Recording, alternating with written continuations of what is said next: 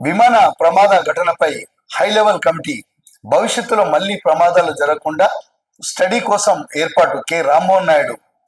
Black box లోని data decode చేశాకే ప్రమాదానికి కారణం తెలుస్తుంది. రెండు ప్రమాదాలు తండ్రిని కోల్పోయా. బాధితుల ఆవేదనను అర్థం చేసుకోగలను. డెడ్ బాడీలకు వేగంగా DNA పరీక్షలు జరుగుతున్నాయి. మృతదేహాలను వీలైనంత త్వరగా అందజేస్తాము.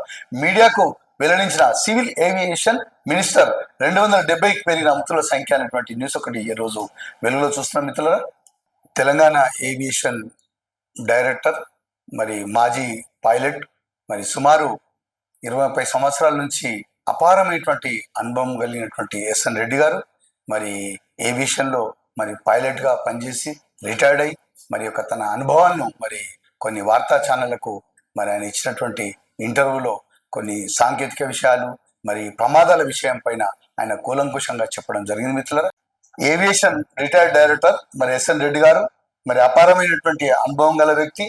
మరి సుమారు 2000 మందికి మరి ఆయన స్వయంగా ట్రైనింగ్ ఇచ్చినటువంటి వ్యక్తి. విమానం ఒక 100 ఫీట్లు పైకి మరి టేకప్ అవుతున్న సమయంలో ఈ 2 వీల్స్ సంబంధించినటువంటి 100 ఫీట్ల పైకి పోగానే ఇవి ముడుచుకోవాల్సిన అవసరం ఉంది. మొన్న జరిగినటువంటి ప్రమాదాల్లో మాత్రం అవి ముడుచుకోకుండా మరి ఎక్కడో సాంకేతిక లోపమా మరి ఇదేనా మరి కూలంకుషంగా మరి బ్లాక్ బాక్స్ అనేది ఉంటుంది. అవన్నీ కూడా మరి సమీకరించి మరి పూర్తిగా ఒక అవగాహనకు వచ్చినాకనే ఈ యొక్క విచారణ తెలుస్తుంది. రకరకాలు ఉంటాయి. ఓసారి వాతావరణం ఉంటుంది, ఓసారి సాంకేతిక సమస్య, వివిధ ఒక కోణమని అప్పటికప్పుడు మనం నిర్ధారించలేము.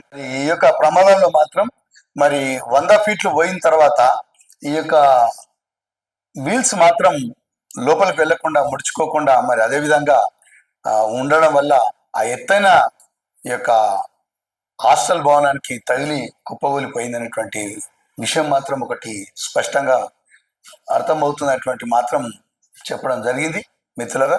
మరి ఏదైనా కూడా ఒక ఏవియేషన్ వారు చేసినటువంటి హై లెవెల్ కమిటీలో పూర్తి వివరాలు తెలుస్తాయనేటువంటి విషయం మాత్రం చెప్పగలిగారు.